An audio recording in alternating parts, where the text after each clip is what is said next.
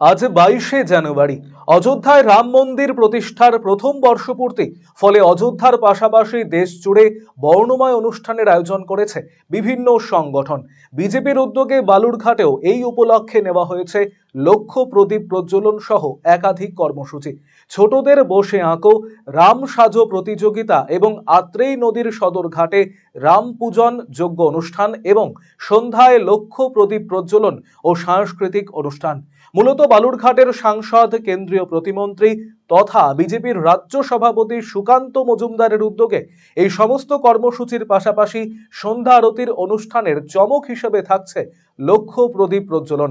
বেনারস থেকে আগত পুরোহিতেরা আত্রেই নদীর তীরে সন্ধ্যা আরতি করবেন, পাশাপাশি হবে সঙ্গীতানুষ্ঠানও।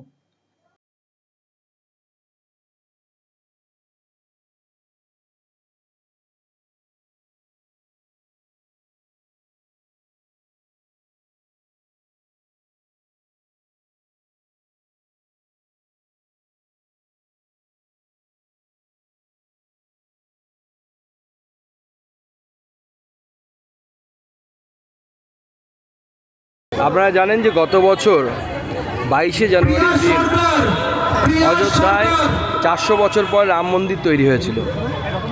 তারই উদযাপন উপলক্ষে গত বছর আমরা 1 লক্ষ প্রদীপ জ্বালিয়েছিলাম আত্রেয়ীর পাড়ে, আত্রেয়ী নদীর পুণ্যত্ব আত্রেয়ী নদীর পাড়ে।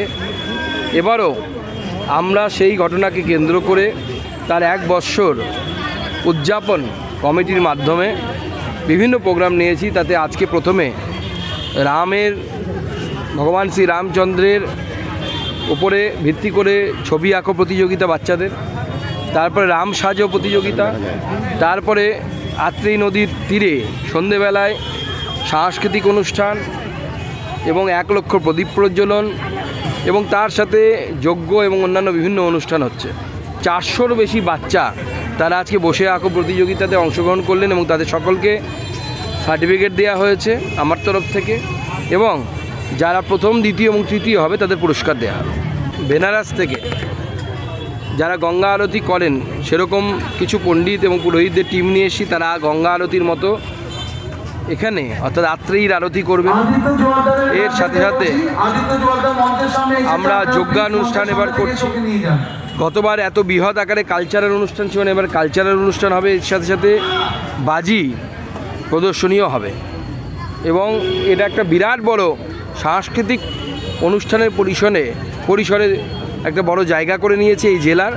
আগামী দিনে জেলার বিভিন্ন জায়গায় এই ধরনের অনুষ্ঠান হবে বলে আমার মনে হয়।